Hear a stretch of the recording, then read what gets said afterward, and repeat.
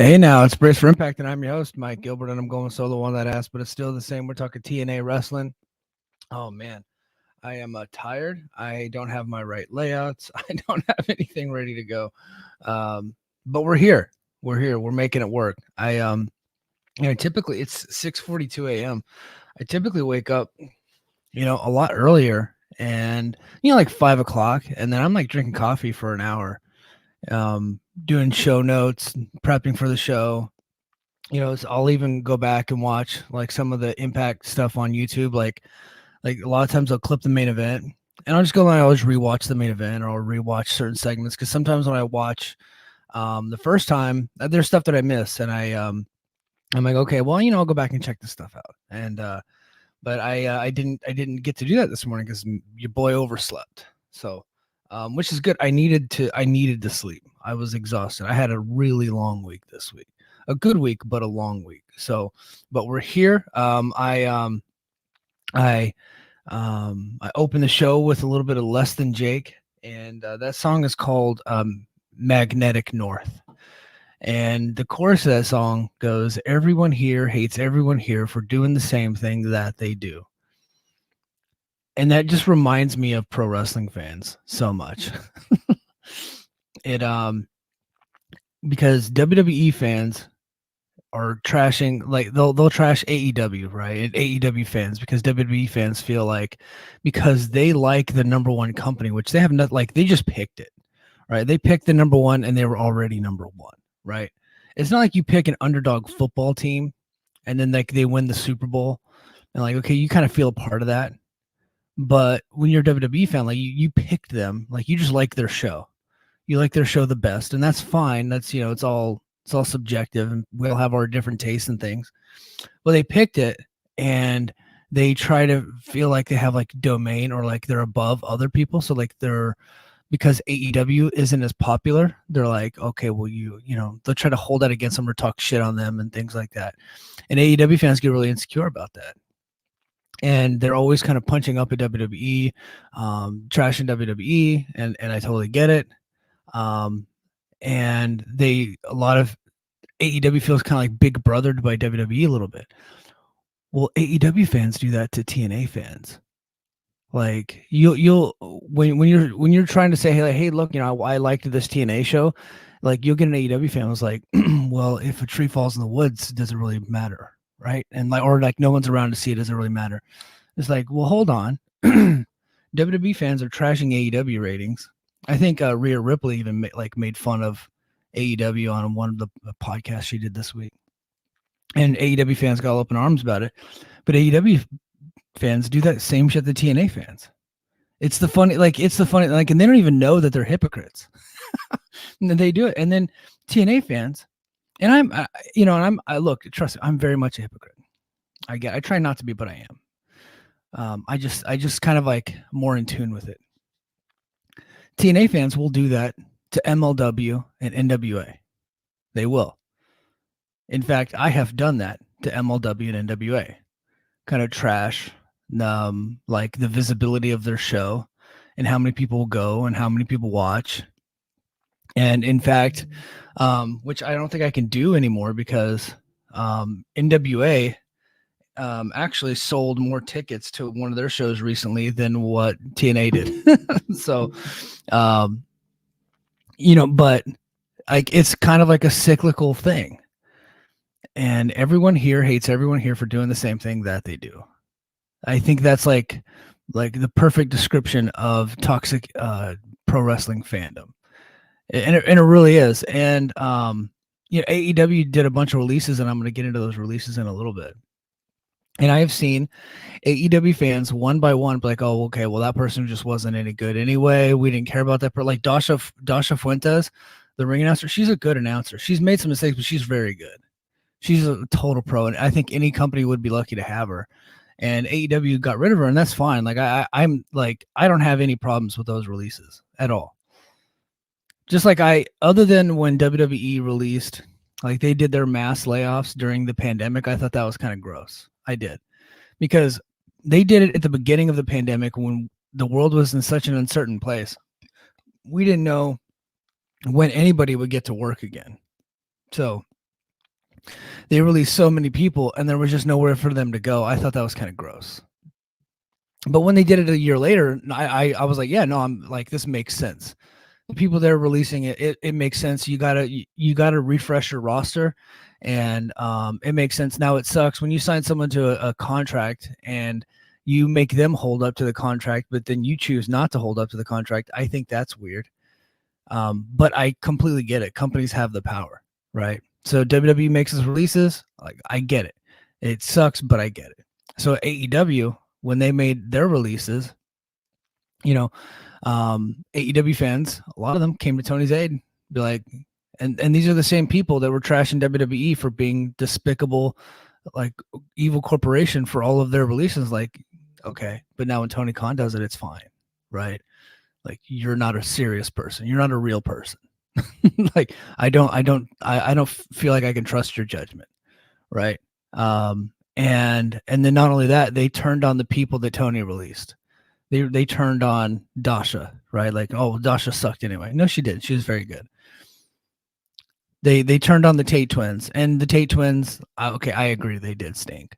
And I think we all know why they kind of haven't made it, and a lot of it was travel issues and things like that. They're probably being pretty difficult, and so they just got rid of them.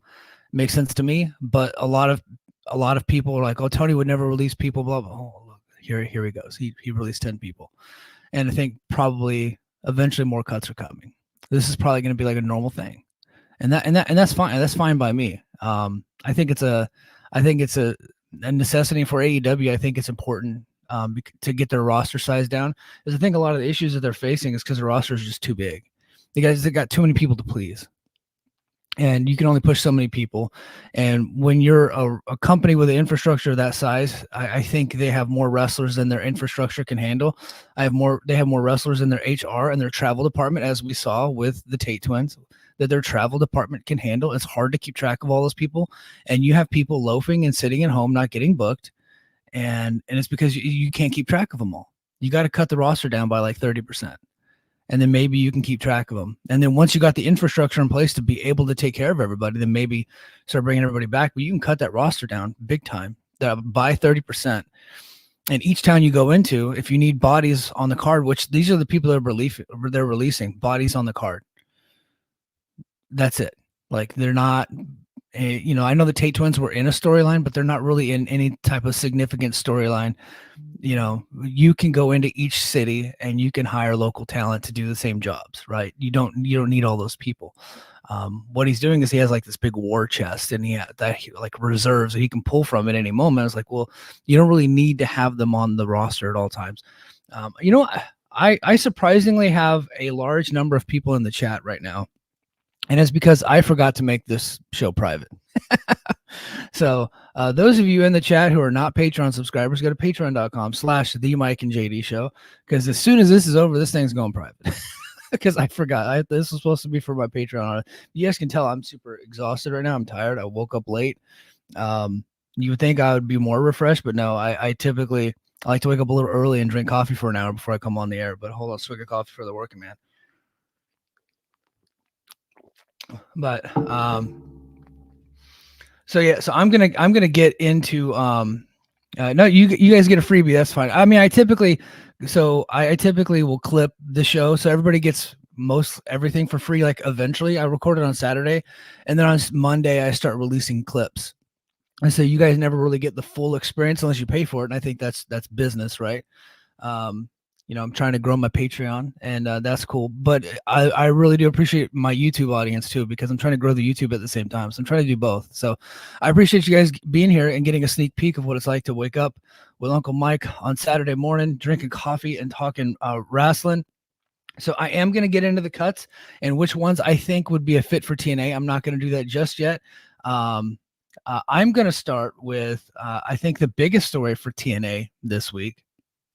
And that is Jonathan Gresham has signed with TNA, and tactical playmaker Nonzo himself says, "Sup, Mike? Good signing for TNA for Gresham." Yeah, I don't know. I don't know how I feel about the signing. I don't hate it. but it doesn't excite me. I think the only thing that I like about it so far is that it kind of sends a signal that, last week we thought, 2 weeks ago we thought, man, TNA, they lost the machine guns. They're only offering them per day deals. That's looking like that's what they're doing going forward. And then last week they signed Ace Austin to an exclusive contract. And we're like, okay, hold on now. Maybe that is not the case. Maybe the media jumped the gun on that narrative about TNA, which is what we've done a lot. We have done a lot, but we only go with the information that we have at the time. We just got to go with it. And then if you just wait a little bit, it plays out. But waiting is boring, and it's not good for podcasting. so if all you ever do is every week, well, hold on, let it play out. Hold on, let it play out. No, you have to give an opinion on the information that you have at the time. So at the time, it was being reported when the machine guns didn't re-sign, and it looked like they were leaving, and that they were offered per date deals, and that Steve Macklin was offered a per date deal, and then they brought in Matt Cardona and Steph DeLander, who were very clearly on per date. Nick Nemeth, it came out that he is not signed with TNA. He is a per date guy. He does not want to be under contract with anybody because he was under contract for WWE for like almost 20 years. So he wants to remain a free agent, and he is. So when all that's coming out, I was like, okay, maybe that's what TNA is going to be more of going forward, which they have always had an element to their company of per date deals. That's been a big part of their business model for a long time. And it gives them flexibility, gives the talent flexibility. Unfortunately, it doesn't provide stability in storytelling. They've had some very big name wrestlers in their company that they can't fully get behind because of the uncertainty of their future, right? And so you can only do like a small storyline with them and then they're out the door. Or like for the case of Matt Cardona, who just recently returned, he was always on a per date deal, which meant you probably are not going to put your title on him. And I thought at one point when he was at his peak in as a heel on the indies, TNA should have put the belt on him. And he would have been the guy to lead that company going forward. The problem was he couldn't make every date. And in fact, there were a lot of dates where he couldn't make. And so he would disappear from TV for a while and then just reappear because there were bookings that he would not give up in lieu of being on TNA. He just wouldn't do it. And it makes sense. He's making so much money in merch and on his independent bookings. He was the top independent star for a while. And he probably still is. I don't know if anybody's over him. I know Ali's doing really good, and I know Nemeth is doing really good, but it's probably still Cardona. So it made sense. Well, so we thought that maybe they were going to go with more per date stuff, and they're still probably going to do that with certain people, but they're actually locking people into contracts. We saw last week AJ Francis and Ace Austin were locked into deals. AJ Francis, of course, just till the end of the year, but Ace Austin's a multi-year deal. And then this week it gets announced that Jonathan Gresham locked in to an exclusive contract. Obviously, they're not going to release the terms of the agreement, but he's in, and they did a vignette for him. It was a kind of an interesting vignette. I don't know what to make of it just yet, but so I find that to be very interesting. I think that's a good sign for TNA going forward. It's like, hey, look, they're not only doing per date. Like maybe we jumped the gun a little bit. And that they're going to be signing people. But Jonathan Gresham, let's just get back to him specifically. Let's talk about him. Very good wrestler, very good. But I felt like he was completely disappointing in his previous run. So when he left AEW / Ring of Honor and he came back to TNA, you could just look in his eyes and you could tell that he's not the same guy. Like something happened to where he got there and he had that big fight with Tony Khan, and he's talked about it publicly and he's admitted his fault in that. But what happened was he got over there and he thought he was a super important guy. And then when he got there, there was like, no, you're just a guy. And he immediately lost the belt to Claudio, and that affected him. He thought he was like way up here, and then he gets over there and they got big stars, right? And they're like, well, no, we're putting the belt on Claudio. You ain't shit. And like that affected him. And then and you would think some people when that happens, then of course he ends up leaving that company and he comes back to Impact because he had like a little bit of a run while he was Ring of Honor champion, where it felt like whoever gets him, they're getting a guy, like he's going to be a good wrestler for somebody. But when he came back, he just wasn't the same guy. it felt like there was no energy there. Like almost like his performances were a bit formulaic and lifeless. Up until the Alex Shelley match. Like even I was not a big fan of the speedball matches. I wasn't. I did not like the feud. There was no heat. Nobody cared. The matches were like well performed because those are two very good wrestlers, but there was just nothing there. Like it was nothing must see about it. It was just two guys having matches. And then they tried to go with the heel turn. He turns heel. He immediately gets the Shelley match. And the Shelley match was awesome because look, that's a world title match in the main event of a television show. So I think he brought his A game there. But that was really the only time where it's like, okay, the old Gresham is here. He had the match, he lost, and then we just didn't see him again. And I think it's probably because his contract expired and he was just weighing his options, see what he wanted to do. But after what happened with him and Tony Khan, I don't think Tony was going to bring him back in. And Ring of Honor is like a different Ring of Honor than what Jonathan Gresham was used to. So he's not going to be over there and get to swing his dick around and be kind of a big star. It's just not going to happen. He's not going to go in there with Eddie Kingston as a world champion and be like, look, I'm here. I'm, former world. Like, no, it's not going to happen. Hold on a swig of coffee. So if we can get the Ring of Honor champion level Jonathan Gresham in TNA, that's a really good signing. If he's going to be the lifeless guy having formulaic matches with Speedball Bailey that have no heat and no energy, he's just going to be another dude on the card. He is. So it depends on the guy that we get. But I'm hopeful that we get the Ring of Honor champion, Jonathan Gresham, one of the best wrestlers in the world. I'm hopeful that we'll get that. The vignette tells me they're going to do some character stuff with him, and I think that's going to be important. The Foundation faction in Ring of Honor was cool. I dug that faction. I was not the biggest Ring of Honor fan, but like when I watched Ring of Honor, especially I would kind of mostly watch the pay-per-views. When I would check it out, he was like one of the highlights of the show for me. And that Hard to Kill, and so you guys in the chat probably remind me of which Hard to Kill it was. I want to say it was 2022 when he took on Chris Sabin. One of the better TNA matches in a while up to that point. And I was like, okay, we got to get this dude on the show full time. But of course, like a month later, Tony Khan bought the damn company. So that sucked. And then they got him. So we weren't able to keep him around. But I was like, okay, this mofo, he is awesome. Okay, hold on. Steven in the chat. Thank you, Steven. He said it. Yes, it in fact was 2021. I really appreciate that. So, Jonathan Gresham, he's in. Of course, his wife works here, so that kind of makes sense. And hopefully they treat him well. Hopefully he lives up to what his reputation was previous to his previous run.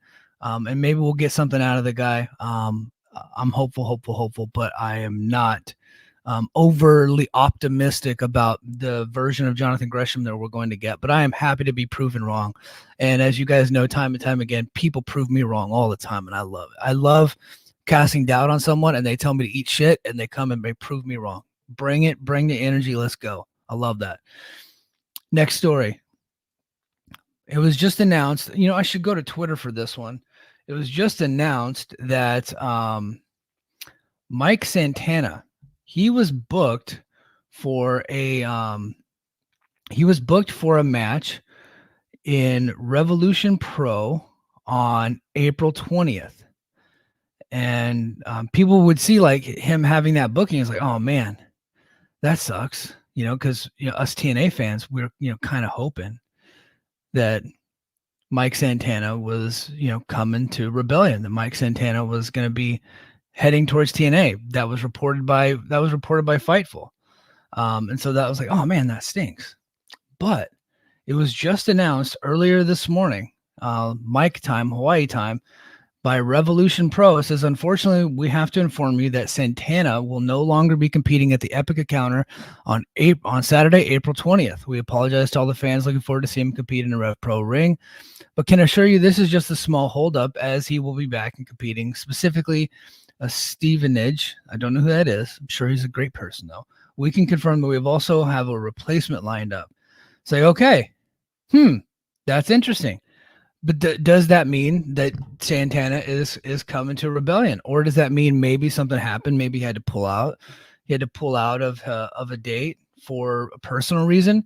It could be a number of things, right? And so you don't want to speculate. You want to jump to conclusions based off of him pulling out of a date that just happens to be on the same day as Rebellion.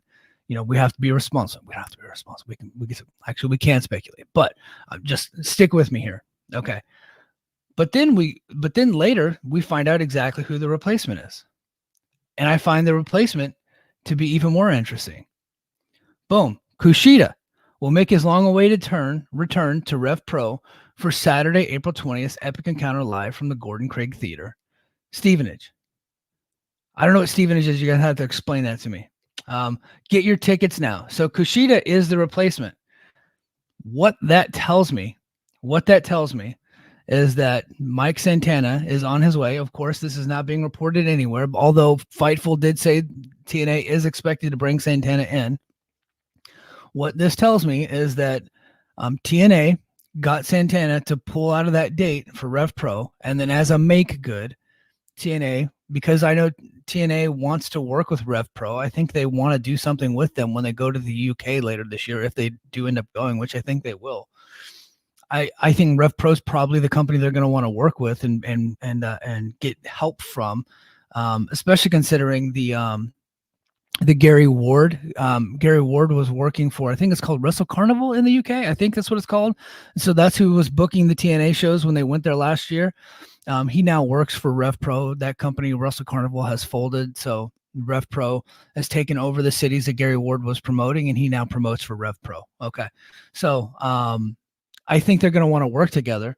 And so it looks like they sent Kushida over there as a make good for taking Santana from the card. That's what that looks like to me.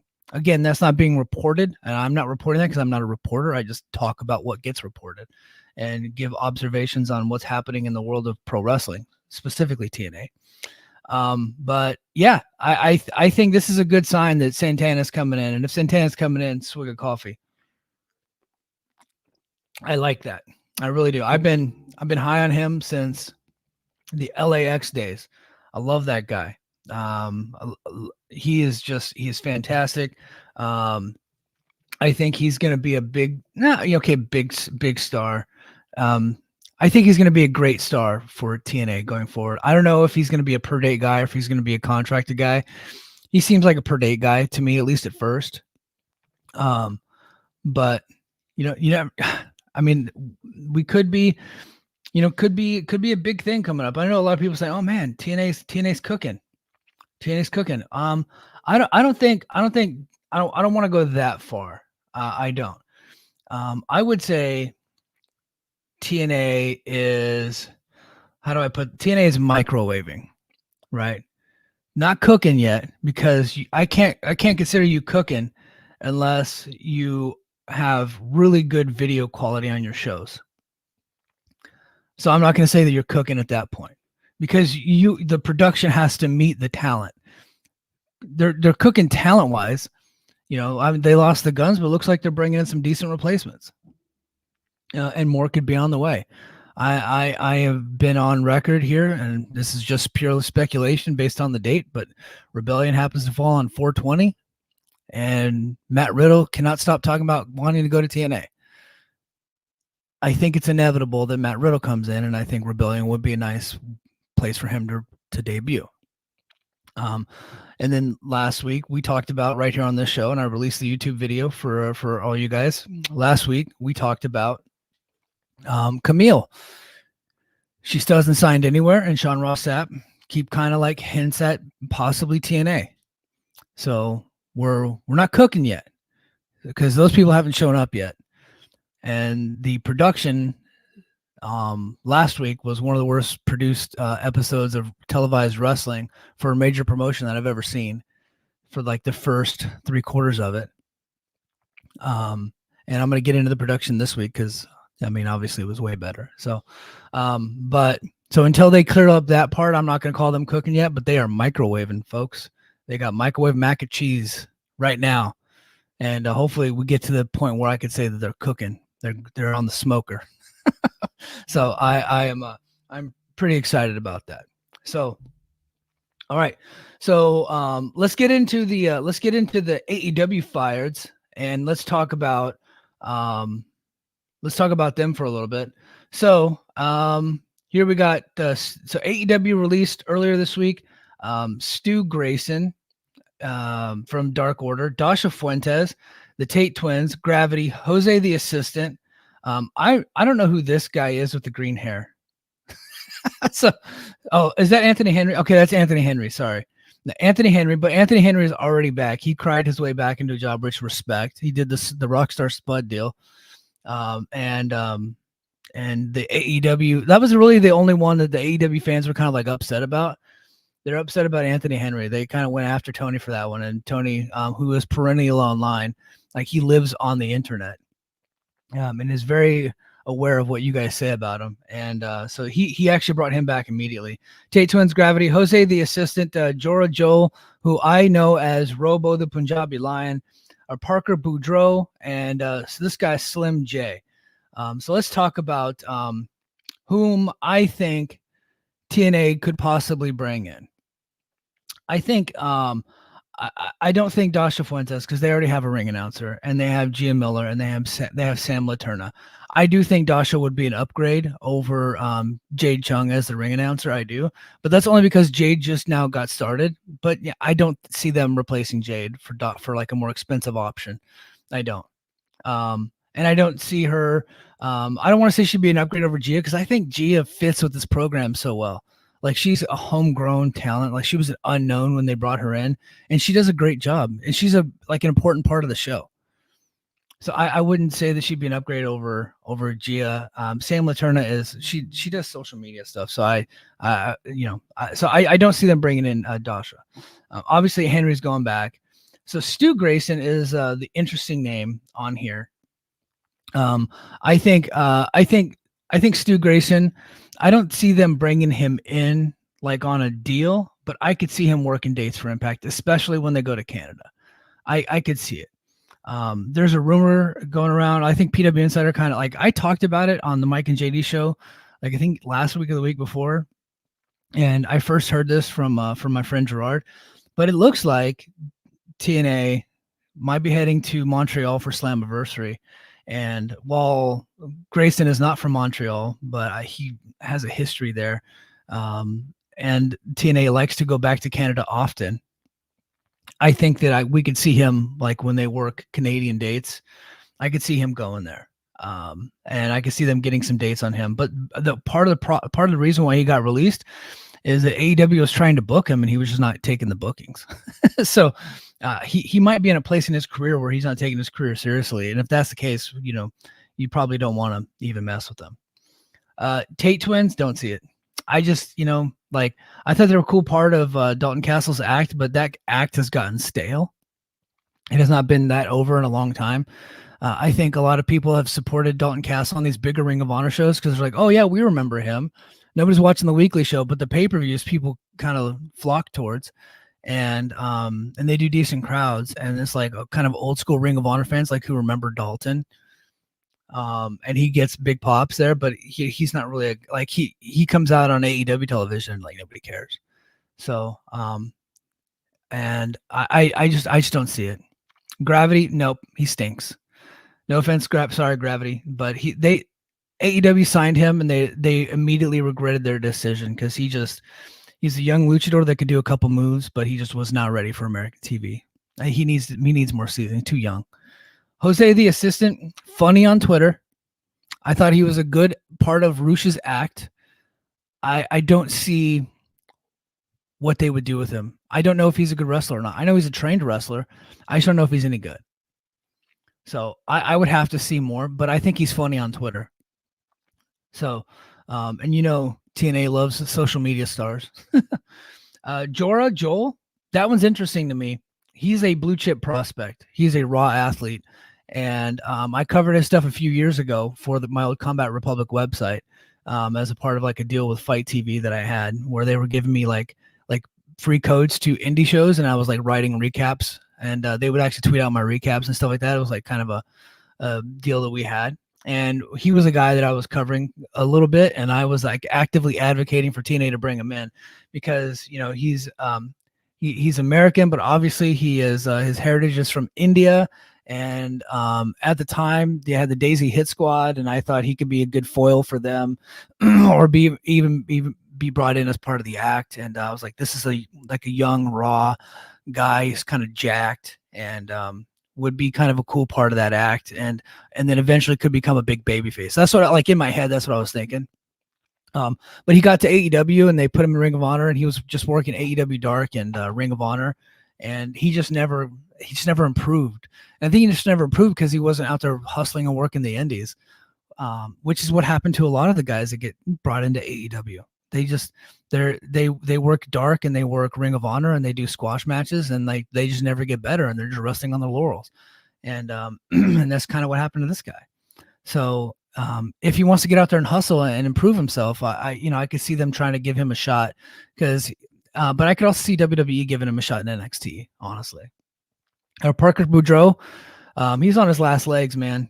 He was a hot prospect in NXT, and they cut him because he just didn't. He has 2 left feet and ugly fucking shoes, to quote Aaron Brockovich. Some of my older people might understand what I'm talking about. And but he got cut, but he was like, kind of a standout, college athlete in Florida. And Paul Heyman was like promoting him at one time to like get into WWE. So they brought him in. He looks like Brock Lesnar. He's jacked. He's huge. He brought into NXT and then just flamed out quick. And then he went to AEW. AEW picked him up immediately because this guy, like, athletically is like a prospect. It's like, okay, look, like, athletically, he could be something if he can get the wrestling part down. And they gave him a lot of chances, but they never really put him on TV a whole lot. And every time they did, he just would let them down. And so that was not the right fit for him. I don't think TNA should do it. I just don't. I think that he should go out there and work indies for a couple years.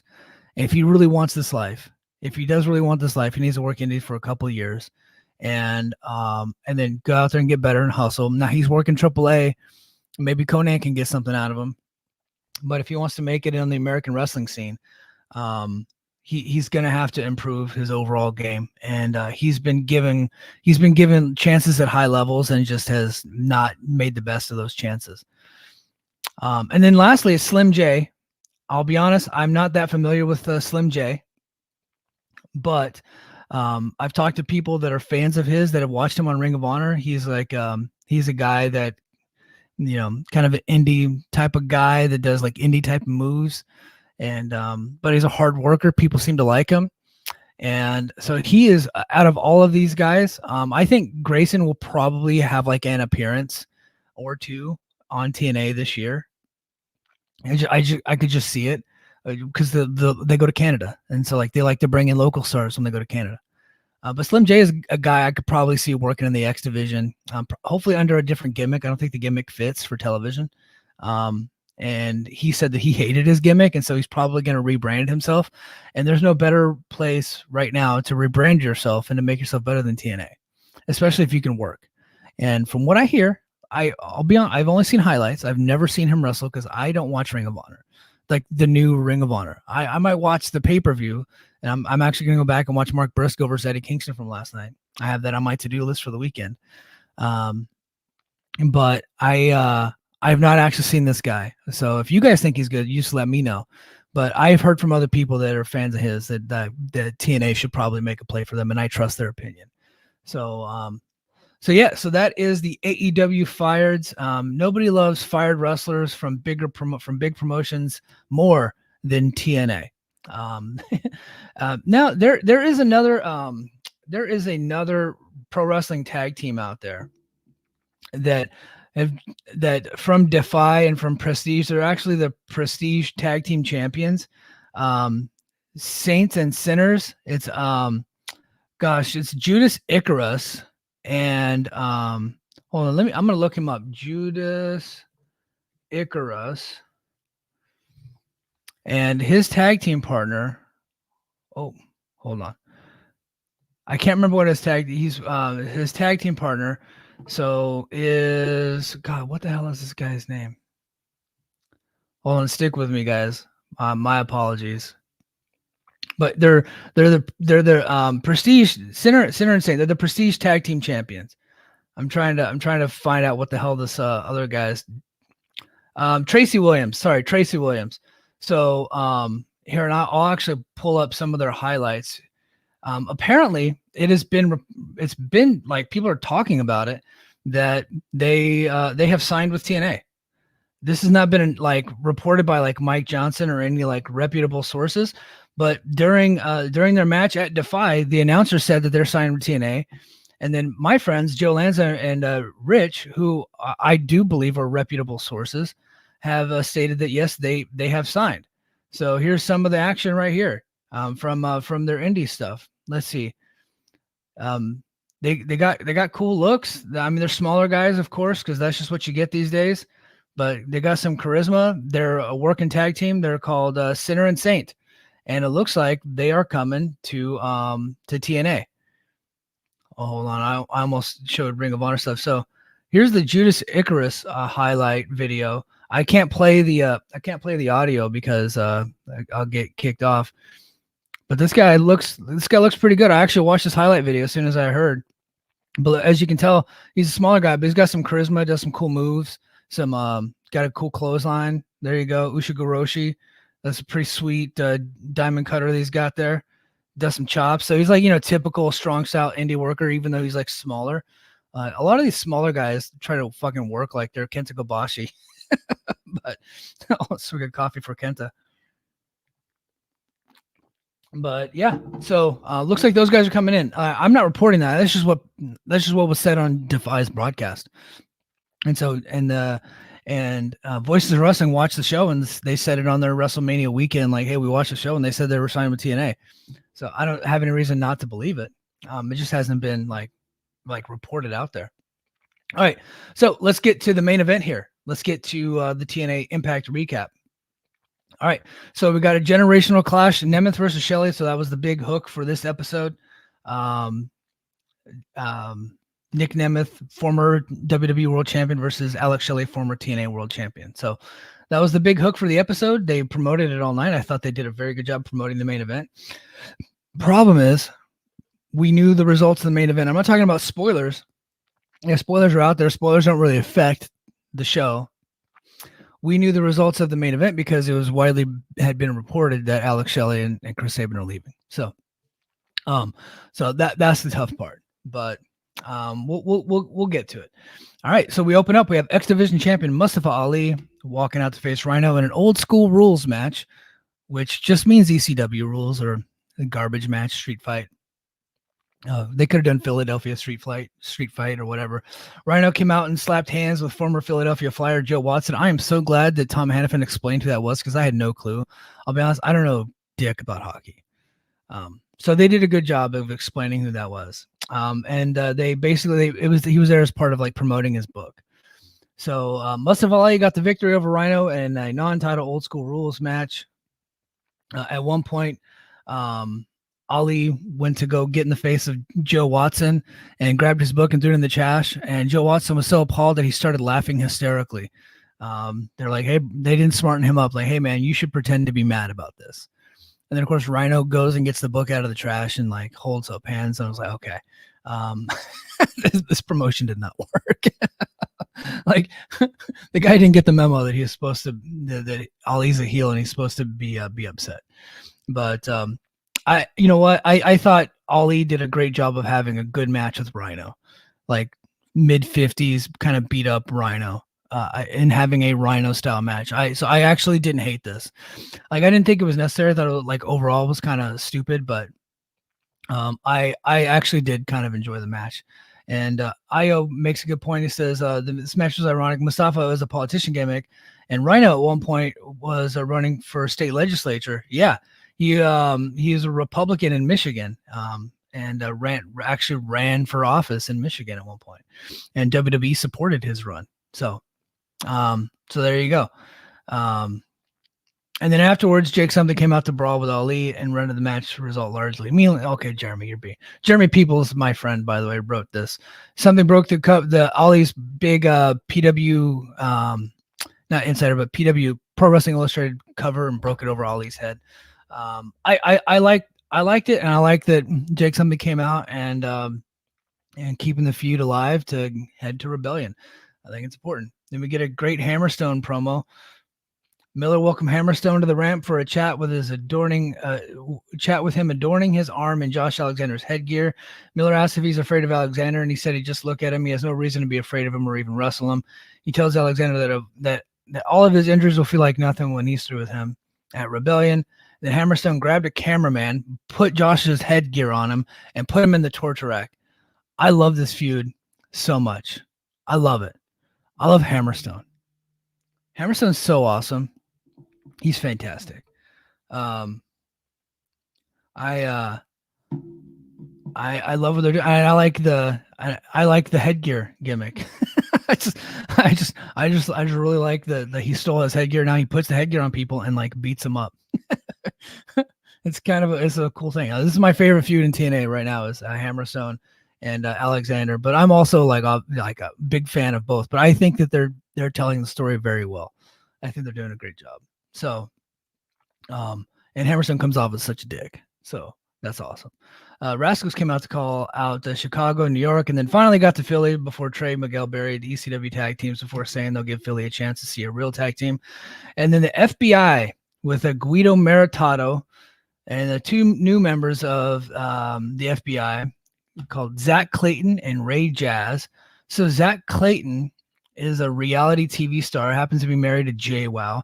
He was most recently, I think, a jobber on AEW, but he is here in TNA with FBI. And then Ray Jazz, a former NCAA college All-American. So I'll be honest, I don't hate this tag team. I know when people I'm in like a couple different chats with some like AEW fans and they were like, Clayton sucks. Well, it just depends on how you use him, right? And they weren't high on Clayton. I think as a part of this team and this act and being led by Guido, I is like an undercard, like tag team act with two green talents and a veteran managing them with an established tag team name like the FBI. I kind of like this. I don't know if it's going to be sticking around past Philadelphia, and I would think that yes, TNA would TNA like create a brand new tag team and actually give them like music and kind of a gimmick just to have them break up a month later? Yes, they would. They are absolutely capable of being incompetent like that. But I like I said, I don't hate this. Like, we need teams to lose matches too, right? And then if they end up like getting to be good one day, which I think they're probably better as heels, right? Especially because FBI was always a heel tag team. If they end up getting good and they get like, they can kind of get their feet under them and become a good team, like, what do you got to lose, right? And again, like Clayton, it's kind of like a little celebrity. He's not going to draw you any money, but he can kind of get you some outside interest. And that guy Ray Jazz, like a legit blue chip athlete. I dig this team. I'm kind of like surprised they put this together because I'm like, oh shit. Don't tell Tony Khan about it. He might bring him in. I know he already had Clayton, but I think this is the better use of Clayton, putting him in the FBI and putting him with Guido. Now, unfortunately, Guido, when he was, talking, sounds like he was hitting the sauce a little bit before he came out. So got to clean that up. But yeah, Hannafin. So yeah, basically Clayton tagged in for double team on wins, but Myron Reed returned. So the Rascals kicked out Steve Macklin. They brought back Myron Reed. Returned, spray paint Guido in the face. It opened the door for Miguel Spinebuster and a double stomp powerbomb to win it. I dug this. Again, FBI, Clayton and Jazz were a little green. I think they could get better. I think they have talent. If they're in the right situation, they could get better and come in as a team. Now, at this point, I do have to talk about the production. Because I was watching intently to see if the production was going to be better this week, and it was completely night and day. It really was. And it actually made me even more mad about how bad last week was, because a lot of what they did is they cleaned it up in post, and it should have been cleaned up in post before the episode even aired. Like, I would have been embarrassed to upload that shit. Like, if it was my job to upload, I'd be like, look, guys, let's just take a week off, Or let's just like, hey, it's like, hey, look, let's just say that Access TV has something else to air on Thursday night. Let's fix this episode before we upload it because it looked that bad. Now there could have been some technical issues in the arena because it seemed like they actually taped in order for the most part. And by the time last week they had got to the first class promo, that the cameras had all been color corrected and the video quality was more smoothed out, things like that. So maybe like there was an issue with some of the internet in the building. Maybe, I don't know. Like during this show, like there's times where I'm in 1080p and then all of a sudden, like 2 seconds later, it drops down to 480. I'm just like, what the hell? But there could have been some of those issues. But when you're a professional company, you have to foresee those things and have contingencies in place to be able to prevent those. When you're a major wrestling promotion, you can't be uploading shows that look like that. That was disgusting. This week's episode, on point, got no complaints. Audio was good. Video quality was good. The color I thought was mostly pretty good. So I had no issues with it. They did a good job this week. But I don't want to give you too much credit for doing your basic job, which is making sure your show doesn't look like shit. When you're a professional, you don't allow that stuff to happen. And whoever is in charge of making sure that stuff doesn't happen needs to have a different job. They can't have this job because they're not good at it. Speedball Mountain chatted with Gia Miller about Bayley getting cheated out of a win last week against Edwards. Moose said that they've got the gold, and Seven said they'll get the tag team titles, and he'll knock out Moose next week. I don't think that little shit chubby guy is going to do anything to Moose, unfortunately. Frankie Kazarian defeated Chris Bay. Good match. I really dig Frankie the King. I keep waiting for him to bring out the crown. Hopefully we'll get the crown one day. I dig it. But Kazarian played a nice heel to start things off, bullying Jade that he is the king of TNA. I love that gimmick. I don't know what it is, but I like shit-eating grin Kaz, the king of TNA. I dig it. Let's go to the finish. Kaz avoided the art of finesse before Kazarian threw him out of a slingshot cutter. Really good match at this point. Kaz wrapped the chain around his hand and Austin grabbed it, which the ref saw, knocked him out. Kaz bragged about it, but ate a Bay flip dive as a result. Bay walked in and ate a low blow before Fade to Black gives Kaz the win. Really good match. It looks like ABC's breaking up, which is disappointing because I thought at one point the tag team division was cooking, but no, we're merely microwaving again. But it looks like ABC is breaking up. MK Ultra's issues on Explosion were recap before Masha talked for a bit in Russian, and then Alicia Edwards told her that they need to be a team now that Killer Kelly is gone since she needs a title for the system. Killer Kelly all over WrestleMania weekend. There is a lot more to the story as to why she's not in TNA. And maybe they're just not bringing her back, and they're just like, but they're not going to let her out of her contract either. I don't know. Maybe she's suspended. I mean, there's rumors going around. There's something going on with Killer Kelly. But she's fine to travel. She was all over everywhere WrestleMania weekend, doing all kinds of stuff. But yeah, I don't know what's going. There's something fishy going on there. But last week, when all the Killer Kelly stuff went down, PW Insider put out like basically a press release for TNA that they're going to be teasing a new tag team partner soon. We all assumed that they were bringing somebody in, but oh no, next man up, next knockout up. Going to put her in a tag team with Alicia. Yeah, so it's like these guys can't. And I actually like Alicia Edwards' act with the system, but I like what she's doing in the system. I do. Now, unless Masha's joining the system and they're going to be like have two sets of tag team titles in that faction, I just don't understand the fit. It's very much just like, okay, we don't have anybody else. But I like Alicia better as part of Eddie's act or Eddie and Myers' act. So I think she does a good job. Josh Alexander talked about how much he admires Alex Shelley for traveling the world while Nemeth achieved great success in one place. Big stupid dummy Khan cut a promo about being one of two monsters that will fight in a Monsters Ball match at PCO. This is going to be terrible. Okay. Speaking of terrible, Ash by Elegance defeated Xia Brookside in what I would call one of the worst matches I've seen in a long time. Ash by Elegance trying to throw punches was embarrassing. And then they just had no chemistry. They tried, like, honestly, like if I were editing the show, I would have cut this down to like 2 minutes. This was bad. This was real bad.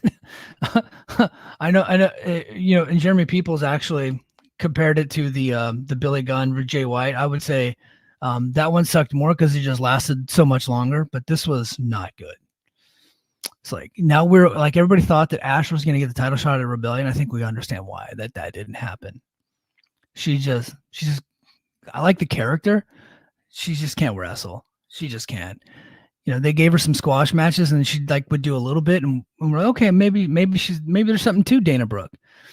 Then they gave her a real match and we saw, okay, this is why you never made it in WWE. And this is why you're here and you're probably not gonna make it here either. So it might be she might just need to be a like a manager or something. Or maybe she needs to do something else for a living because this was not good. This was actually kind of terrible. So Ace Austin talked to Chris Bay. Obviously Ash won. Ace Austin talked to Chris Bay about now that he lost, he needs to focus on the tag titles.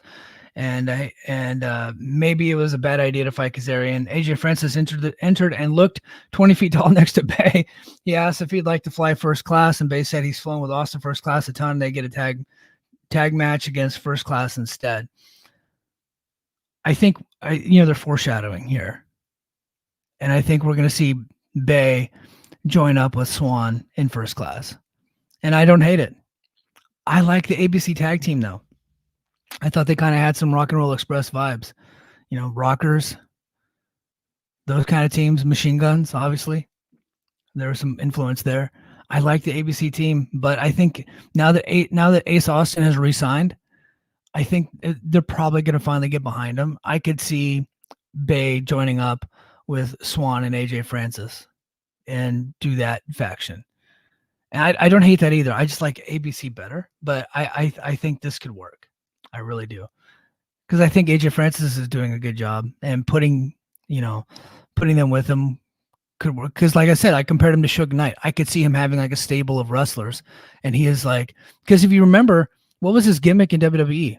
It was basically Death Row, right? It was called Hit Row, but he was like the Suge Knight of Hit Row. They're playing on Death Row Records, right? And I've always thought that but he needs to be wearing a suit, just this big motherfucker, and promoting tag teams, promoting other wrestlers. I kind of dig it. I like the gimmick. Backstage, Cardona and Steph, as BQ calls her. This is not Mike's words. This is BQ. Steph Double D Lander hyped up SDL's power and say they want some money and gold. So yeah, Ash by Elegance was not living up to expectations, so they had to call in SDL. Next week we got Laredo Kid facing Crazy Steve, and then Jordan Grace and Steph D Lander contract signing. And then we get to the main event. We get Nick Nemeth defeating Alex Shelley. I thought they did a good job promoting this match and hyping it up. Unfortunately, the crowd was pretty dead for it. I don't know if it just came in at a weird time, but the crowd was mostly dead for the match. So that's disappointing. And we the moment the match was announced, you knew who was winning because, Nemeth is going to the main event and Shelley is probably going to AEW. But I wanted to see the match, and it took a while to get started. But that's an Alex Shelley match. When you go into when Alex Shelley is in a match, and he's probably the one formatting it. It's going to take a while. It's going to be a lot of exchanging of submission holds and rest holds and things like that.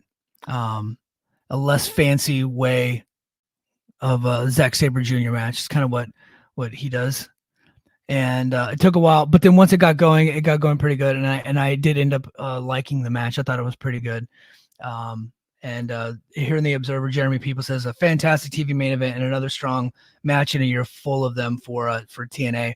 Nemeth gets a strong victory over the former champion heading into Rebellion, making him look like a more credible challenger. That is Booking 101, folks.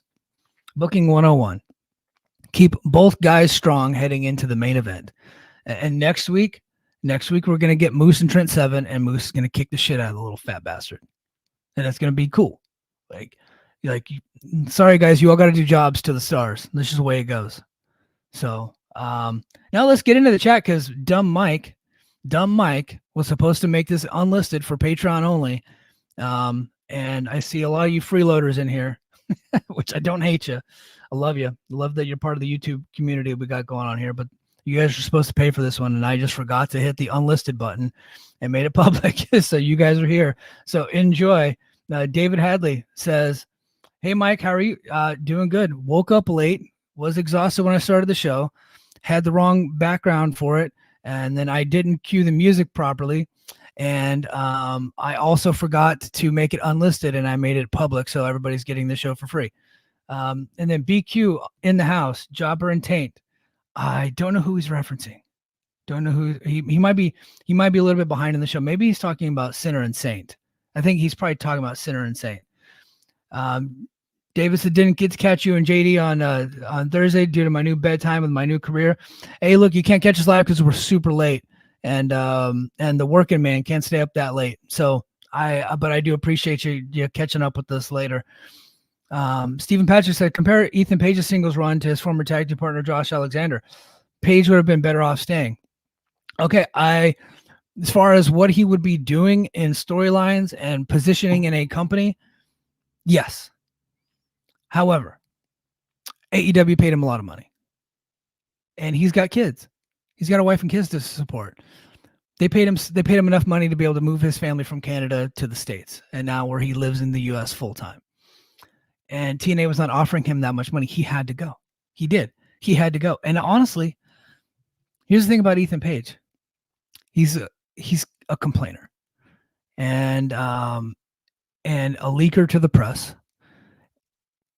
And I bet they were sick of him. Look at everywhere he's gone and left. Like every place that he goes and he leaves, he ends up bashing them on the way out. He did it to TNA. He did it to Evolve, right? To where like him and Gabe Sapolsky won't even talk anymore. And yeah, so I honestly, well, now that Scott D'Amore is not in charge, maybe it would be different. But if Scott D'Amore was in charge, they probably wouldn't bring him back if you're a free agent. They probably wouldn't. And that's a shame because I think Ethan Page is a very good wrestler. I think he's got a lot of charisma. I think his charisma is more small room charisma. So, and we've seen that on AEW. But yeah, it just hasn't worked out for him there. He went over there and they're so stacked, and he thought he was going to become this big star. And look, you got to take the chance. You got to take the swing. It just didn't work out for him. And he gets in his own way a lot, unfortunately for him. But I think it was the right move for him to go because now he's had mailbox money, good money for a long time. He just never made it as a top guy, and that's okay. Now most people don't. Is it really the FBI if they didn't come out to Staying Alive? You know TNA ain't gonna pay for that. Stephen Patrick, I would like to see the new FBI in TNA full time. Me too. Like not as like a top tag team, but as like a young tag team on the way up. Okay, Dan Goucher. This is interesting, and I forgot to bring this up. Thank you, Dan. Thank you. Hold on, swig of coffee. It says, is there anything to WWE working with TNA again? Yes, there is. In fact, Mike Johnson reported that WWE officials and TNA officials met in Philadelphia this weekend. That's not getting leaked for no reason. They're not just like PW Insider when they talk about TNA, they're very much like getting their information straight from the top, right? Like Lou D'Angeli and Tommy Dreamer and all those guys, like they're sending it to Mike for a reason, okay? Because there's something to it. And then, of course, Jordan Grace took to Twitter and said WWE working with TNA needs to be more of a thing. It would not shock me to see another crossover. WrestleMania, probably not. Not unless they had like a 50-woman battle royal and they want to throw Jordan in it. But look, WWE stars have been appearing elsewhere. I bet TNA is trying to get somebody for Rebellion or for something. Rebellion ticket sales. I haven't been covering the ticket sales because like last time I got fooled, but we're kind of like at the point now where we might want to start talking about it. Like next week, I'll talk about where they're at with the count. It's not looking good. It really isn't. In fact, it's looking like a big mistake to go back there so soon, so far. But they need something. And I could see TNA, but hey, look, remember when we sent you Jordan and we saw that you just sent Shayna to Bloodsport and Charlie Dempsey to not only Bloodsport, but you also sent him over to All Japan. Hey, Can we get somebody? I could see it. MLW announced yesterday that they are about to release talent soon. But yeah, but I think they're probably going to be cutting out contracts and just doing per date deals, and only having a couple people under contract. I think that's more of their business model. It's not like they don't have money. They banked 20 mil recently, so I think they have realized that with what they do, they do one show a month. It's hard to keep guys under contract when you're doing one show a month and then keeping them off of other people's TV. Would it hurt them to let Alex Kane wrestle NWA? Probably not. Right. Because they have AJ Francis and he's doing TNA and NWA. So do they really need to keep guys under contract and force them to not go on other people's TV? No. And if like Alex Kane got signed to NXT, would that hurt MLW? Probably not. Because look, there's so many people on the independent scene that have been getting fired from the two big promotions. They can just sign them at their independent rate and get them to come in and work. So I don't think. Okay, let's see. Io says she's taking a break. Just got to take it. Okay, I think you're drinking the Kool-Aid. He's talking about Killer Kelly. There's something to the story. There's something to the story because she's not taking a break because she's not at home right now. She's in Philadelphia the whole weekend. And she's not under a guaranteed contract with anybody in Philadelphia this weekend. She's working. Okay. All right. Let's see. Steven, I dig Iceman as a manager. Absolutely. Io says, Pure Wrestling Clinic. Yeah, I dug the main event. Tactical Playmaker. Alex Shelley and Jay White have the same in-ring psychology. Well, Jay White's a student of Alex Shelley. Makes sense. David says, thanks for the accidental freebie. You're welcome, my brother. Nonzo, he said the same thing about Ethan. Always have issues with promotions he's worked with in the past. Yeah. David Hadley, Mike Johnson has the most accurate reporting on TNA, considering he was one of the old ECW bleacher bums. Not only that, he ran the ECW website. The PW or OneWrestling.com was created out of them running the ECW website, and then that eventually became PWInsider.com. Steven says, I wouldn't want a WWE crossover to be like AEW and New Japan where they just poach TNA's talent when they become available. Look, they're going to poach them no matter what. I'd really like to see a TNA and MLW merger, to be honest. This is David Hadley. I'm going to close the show on this because I've already gone over my time. NWA, MLW, and TNA are using some of the same talent. They have similar business models. TNA obviously generating more revenue because of all of their, they're on Access. I think their app is bigger. I think they're obviously doing way more pay-per-views. As far as ticket sales, I think ticket prices are probably higher for TNA shows, but I don't think that they're all dramatically different. I don't think TNA is doing better than NWA and MLW. They're just running more shows, but I don't think they're doing better than those companies. In fact, NWA had a huge show in Alabama recently that TNA would have loved to have had, that actually kills TNA.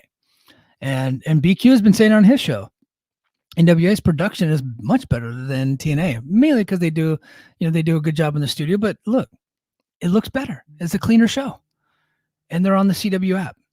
I think the three companies should get together and figure out a way to cross-pollinate. Or like a billionaire needs to come together and be like, look, we're all the same now, right? And make one big company. Probably keep the TNA branding. I think it's probably the strongest branding of the three. Even NWA, but I would keep like the NWA championship, which I think that's what was all. Like NWA was never a company. It was a championship, right? It was a governing body for a championship. It was never like a promotion until Billy Corgan bought it. So, but I think you keep the NWA championship and it could be like your, not a mid-card title, but like a second world championship, But you could do something like that. It's just never going to be done because there's too many egos involved. Look, Billy Corgan thinks that he's on the cusp of something big. He's been saying that since the inception, but he's also a promoter. Court Bauer has been saying the same thing. No one's had more TV deals than Court Bauer. He's always got something cooking, right? And to his credit, he has had some stuff, but he's also been bullshitting. He said, he tried to tease one time he was at Paramount headquarters, getting ready to have a TV deal, and nothing ever happened. He almost had the Tubi deal. He in WWE killed it, and he sued him for it, got 20 mil. He was on Vice. He was on Reels. He's been on BN since they brought MLW back, right? And TNA has been on Access since 2019, 5 years, and they're not going anywhere. They're not moving. They're there for the long, like they're going to, and the rumor is Anthem, the Access is going to change its business model. Kind of they're going to rebrand. They're going to do all this stuff. They just brought on bare knuckle fighting, which is going to come on right after New Japan, and then eventually it's going to go on right after Impact, and the New Japan's moving to Wednesdays, I hear. So lots of stuff cooking. I don't see them doing it. Court Bauer thinks that he can be bigger than TNA. Billy Corgan thinks that he can be bigger than TNA, and TNA just likes being cheap content for Access. Not like the talent, not the people writing the storylines, but Anthem. That's just what they see TNA as. So I don't think that the three companies will ever get together and create like a significant working relationship. But in my head, it makes all the sense in the world, because I think they're just cannibalizing each other's audience. If they could just work together and then put all of their stuff, and keep the extra shows, right? And have like one governing body over the three of them, that could work. But there's too many egos involved. It just never work. It'll never happen. Companies have tried. Unless one company buys out the other two and merges and puts one person in charge, it would never work, right? Each company has their strengths and weaknesses. I think creatively right now, although they have too much going on at once, they have a lot of the same going on at once. Probably creatively speaking, Court Bauer is probably the most creative guy. And if you can kind of harness some of his stuff and get rid of some of his bad ideas, like he could probably be a guy that could run creative for a super company, right?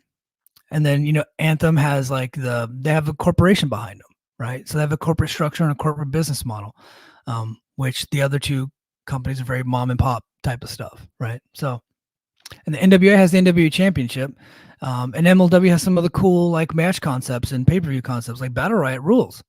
It's a clusterfuck, but it rules. And I'll leave you guys with this. I watched War Chamber, the match, last week. I have not done my MLW recap because I have not been able to get my hands on a copy. And how am I getting my hands on a copy? I'm not telling you guys because the FBI might be watching. But I was able to catch some of it live through nefarious means, but I have not been able to get a copy of it online because they never uploaded it. Been trying to tell them to put it up there, but they have not gotten it. So, but I did get to watch the MLW War Chamber match, and it was awesome. And I'm like, it's very low budget, and they're in Tampa inside of an armory. It's low budget. I get it. The video was better than TNA. The audio was terrible. I thought the announcers were good and sounded good, but look, they had the two rings and the big cage and they had barbed wire. I was like, look, these guys are they're doing stuff that's not paint by numbers.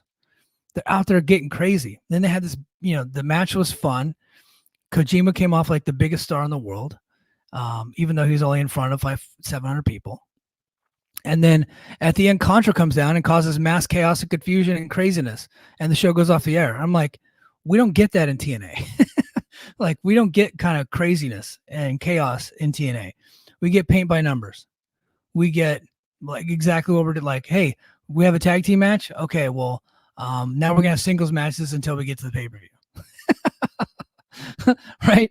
So we have every other week we have a 6-man main event, and we're just doing stuff like last week. Chris Sabin and Steve Macklin bumped into each other in the parking lot and had a match because of it.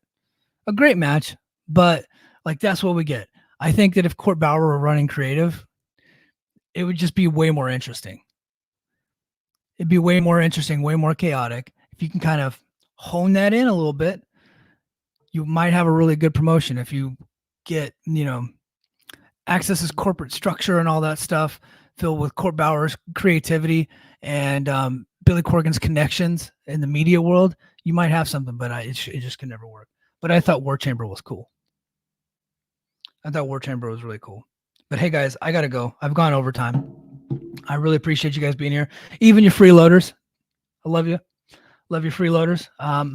That's going to do it for me this week. I really do appreciate everybody being in the chat. You guys got to watch me wake up in real time and do a show. So I really appreciate you. And until next week, mahalo.